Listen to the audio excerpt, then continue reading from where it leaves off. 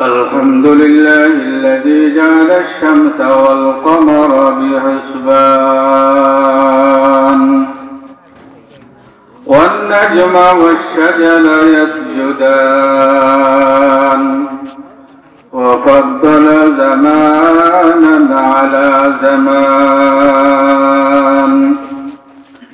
كما فضل مكانا على مكان وإنسانا على إنسان ونشهد أن لا إله إلا الله وحده لا شريك له لا ضد له ولا ند له ولا مثل له ولا مثيل له ونشهد أن سيدنا وسندنا وحبيبنا وحبيب ربنا وطبيبنا وطبيب قلوبنا ومولانا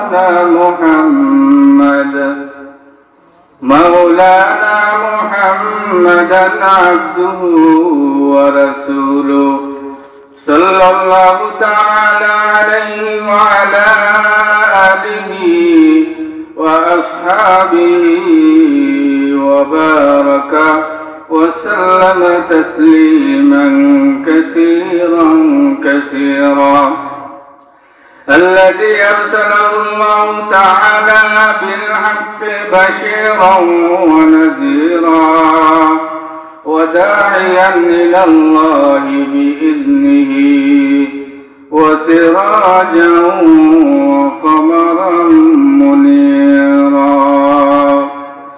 أما بعد فقد قال الله تعالى في كلامه المجيد وفي فرقانه الحميد أعوذ بالله من الشيطان الرجيم فلولا نفر من كل فرقة منهم طائفة ليتفقهوا في الدين وقال رسول الله صلى الله عليه وسلم كن عالما أو متعلما أو معينا أو محبا ولا تكن خامسا صلى الله على سيدنا ومولانا محمد وعلى آله وأصحابه وسلم كونئك مختار خداتم كبنايا كونئك مختار خداتم كبنايا امت کی نگہبان خدا تم کو بنایا مجبور مجبور اے سید عالم مجبور مجبور اے سید عالم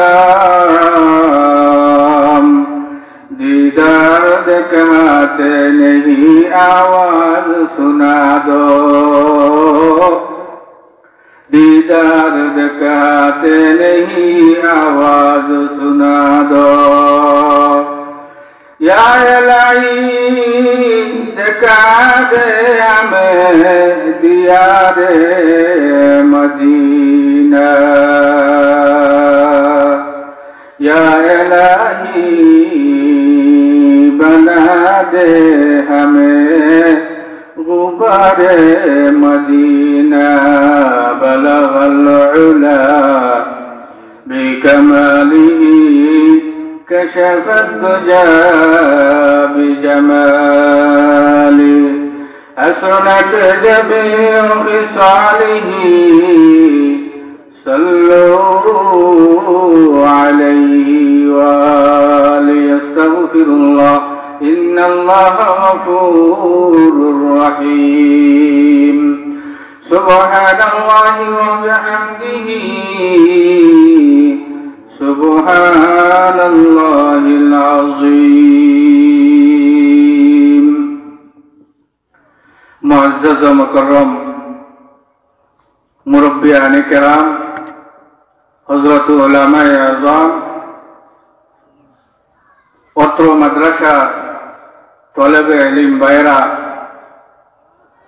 এলাকায় অবস্থানরত সর্বস্তরের তৌহিদি জনতা পর্দার আড়ালে অবস্থানরত পর্দা আসিলা আমার মা ও বোনেরা আল্লাহ সুবহানাহু ওয়া তাআলা অসংখ্য অগণিত শুকরিয়া যে রব্বুল আলামিনে আজকে এই মদিনাতুল উলুম শিলঘাট নুরানি হাফিজিয়া মাদ্রাসার ৮ম বার্ষিকী তাফসীরুল কুরআন মহাসম্মেলনের প্রথম অধিবেশনে কুরআন এবং হাদিস নিয়ে আলোচনা করার আল্লাহ পাক রব্বুল আলামিন আপনাদেরকে আমাদেরকে এই মাহফিলে এসে বসা আলোচনা করার যে আল্লাহ তৌফিক দিয়েছেন এই জন্য শুকরিয়া আদায় করি আলহামদুলিল্লাহ। আল্লাহ সুবহানাহু ওয়া তাআলা অত্যন্ত দয়া করে এবং মায়া করে দুনিয়ার সকল কাজকর্ম থেকে আমাদেরকে বারিক করে আজকের এই মাহফিলে যে আসার তৌফিক দিয়েছেন আমরা কালিমাতুশ শুকর আদায় করি আলহামদুলিল্লাহ। এই যে মাদ্রাসা মদিনাতুল উলুম শিলঘাট নুরানি হাফিজি মাদ্রাসা এই মাদ্রাসার মুহতামিম সাহেব সর্বপ্রথম আজকের এই উদ্বোধনী ভাষণে উনি বলেছেন যে এই শিলঘাট নুরানি হাফিজিয়া মাদ্রাসার আজকে ৮ম বার্ষিকী তাফসীরুল কুরআন মাহফিল। বোঝা গেল ৮ মাস থেকে এই মাদ্রাসার কাজকর্ম শুরু হয়েছে। মাশাআল্লাহ আজকে আমরা এই যে নতুন মাদ্রাসার জায়গায় আজকের এই প্রথম বার্ষিক এই মাহফিলের যে আল্লাহ পাক রব্বুল আলামিনে আয়োজন করার যে তৌফিক দিয়েছেন তাতে আমার মনে হয় এই মাদ্রাসাকে আল্লাহ পাক রব্বুল আলামিন কবুল করেছেন। আমরা আল্লাহর দরবারেও প্রার্থনা করি যে আল্লাহ পাক রব্বুল আলামিনে মদিনাতুল উলুম শিলঘাট নুরানি হাফিজিয়া মাদ্রাসারে আল্লাহ পাক রব্বুল আলামিন খালিস লিওয়াজিল্লাহ কুরআনের তালিম কুরআনের জিকির কুরআন হাদিসের জিকিরের বাগানকে আল্লাহ পাক রব্বুল আলামিন কাল কিয়ামত পর্যন্ত যাতে জারি রাখেন। ভাইরা আমার আমি সূরাতুল তওবার ১২২ নম্বর আয়াত আপনাদের সামনে তিলাওয়াত করেছি। আল্লাহ পাক রব্বুল আলামিনে এই কোরআন শরীফের মধ্যে ১১৪টা সূরা নাযিল করেছেন। এই ১১৪টা সূরার ৯ নম্বর সূরা হলো সূরাতুত তওবা। আর এই সূরাতুত তওবার ১২২ নম্বর আপনাদের সামনে আমি তিলাওয়াত করেছি এবং ছোট্ট একটা হাদিস তিলাওয়াত করেছি। এই আয়াত এবং হাদিসের প্রেক্ষিতে আপনাদের সামনে অল্প কিছু সময় আলোচনা করার তৌফিক চাই। ওমা তৌফিকি ইল্লা বিল্লাহ। এই আয়াতে আল্লাহ পাক রব্বুল আলামিন ফরমায়েন যে তোমাদের মধ্য থেকে এক পুরো মানুষ তাফাক্কু ফিদ্দিন দ্বীনের সহি সমুজল লাগি বাহির হও আর দ্বীনের সহি সমুজ হাসিল করিয়া তোমাদের এলাকায় আসিয়া মানুষদেরকে আল্লাহর ভয় ভীতি আল্লাহর কথাবার্তা রসুলের তরিকা কোরআন এবং হাদিসের আলোচনা করবার যাতে মানুষ পাপাচার থেকে কি করবে প্রত্যাবর্তন করে দ্বীনে ইসলাম গ্রহণ করবে। আর এই দ্বীনে ইসলাম গ্রহণ করে আল্লাহ পাক রব্বুল আলামিন যারা দ্বীনে ইসলামের ছায়াতলে এসে আল্লাহ পাক রব্বুল আলামিন সকলকে কি করবেন মাফ করে দেবেন। এই আয়াতের প্রেক্ষিতে মদিনাতুল উলুম শিলঘাট নুরানি হাফিজিয়া মাদ্রাসার কার্যক্রম ইনশাআল্লাহ শুরু হচ্ছে। আল্লাহ পাক রব্বুল আলামিন যেহেতু এই মাদ্রাসার বমির ব্যবস্থা করে দিয়েছেন, ঘরের ব্যবস্থা করে দিয়েছেন, সবকিছুর ব্যবস্থা আল্লাহ পাক রব্বুল আলামিন করে দেবেন। এই ঘরটা কার? সবাই বলি এই ঘরটা কার? আল্লাহ পাক রব্বুল আলামিন। মাদ্রাসায়ে বাগে জান্নাত, মাদ্রাসায়ে বাগে জান্নাত, মুআল্লিমায়ে মিসলিহুল শহদ ইসমে ইলমে দিনায়ে তলবারা বুলবুল, শহদ ইসমে ইলমে দিনায়ে তলবারা বুলবুল। এই আসমান আর জমিন আল্লাহ পাক রব্বুল আলামিন একমাত্র জনাবে রাসূল করিম সাল্লাল্লাহু আলাইহি সাল্লামের খাতিরে এই আসমান জমিন, সারা সাত আসমান সাত জমিন আল্লাহ পাক রব্বুল আলামিন সৃষ্টি করেছেন মুহাম্মদুর রাসূলুল্লাহ সাল্লাল্লাহু আলাইহি সাল্লামের ওসিলায়। আর এই জনাবে মুহাম্মদুর রাসূলুল্লাহ সাল্লাল্লাহু আলাইহি সাল্লামের উপর আল্লাহ পাক রব্বুল আলামিন 104 খানা কিতাবের সর্বশ্রেষ্ঠ এবং সর্বশেষ কিতাব কুরআন মাজিদ আল্লাহ পাক রব্বুল আলামিন অবতরণ করেছেন।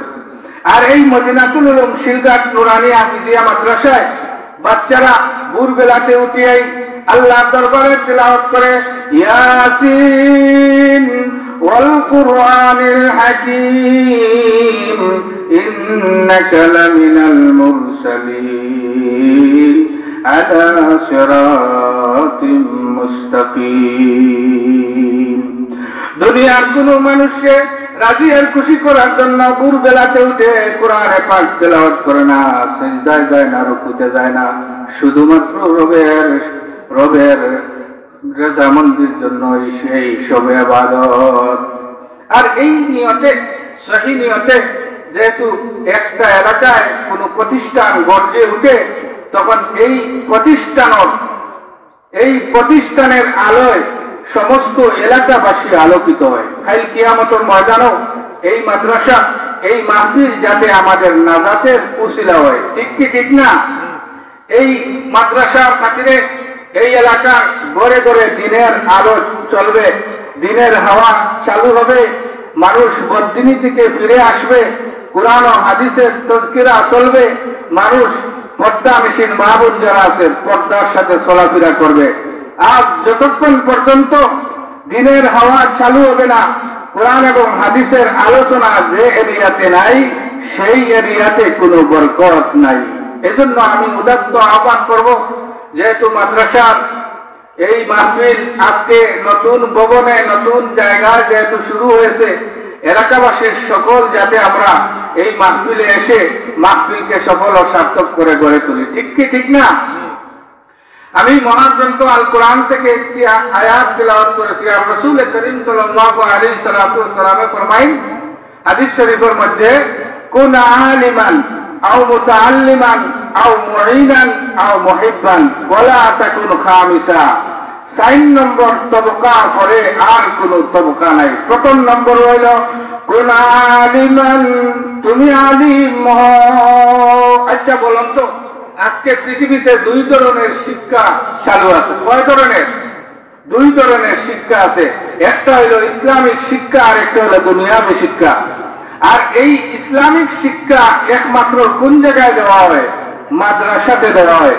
এই জন্য যারা এই মাদ্রাসাতে বিভিন্নভাবে সাহায্য সহযোগিতা করেছেন, ছেলেদেরকে দিয়ে, টাকা পয়সা দিয়ে, বিল্ডিং দিয়ে, মসজিদ মাদ্রাসার জায়গা দিয়ে, বিভিন্নভাবে পরামর্শ দিয়ে, দেমাগি এবং শারীরিকভাবে যারাই এই মাদ্রাসাতে সহযোগিতা করবেন, আল্লাহ পাক রব্বুল আলামিন প্রত্যেকরে আখিরাতের ময়দানও নাজাতের ব্যবস্থা করে দেবেন। সবাই বলি আমিন। এই হাদিস শরীফের মধ্যে আসছে যে তুমি আলিম হও। প্রথম নম্বর তুমি আলিম হও। আর দ্বিতীয় নম্বরে যদি তুমি আলিম না হতে পারো, তাহলে তুমি আলিমের ছাত্র হও। আর যদি আলিমের ছাত্র না হইতে পারো, তাহলে মাদ্রাসার সাহায্যকারী হয়ে যাও। আর যদি মাদ্রাসাতে সহযোগিতা করতে না পারো, তাহলে তুমি আলিম উলামাদেরকে মহব্বত করো। আজকে এই মাদ্রাসায় যারা লেখাপড়া করে, আলিম উলামা যারা আছেন, তাদেরকে যদি মহব্বত করে, কাল কিয়ামতের ময়দানে আল্লাহ পাক রব্বুল আলামিন সকলকে নাজাতের ব্যবস্থা করে দেবে। এখন অনেক মানুষ আলিম হওয়ার সুযোগ নাই। ঠিক কি ঠিক না? দুনিয়ার অনেক কাজ কামে যদি তুমি আলিম না হতে পারো, তাহলে তুমি কিও আলিমের ছাত্র হও। আলিমে যেভাবে বলেন সেইভাবে তোমার জিন্দেগি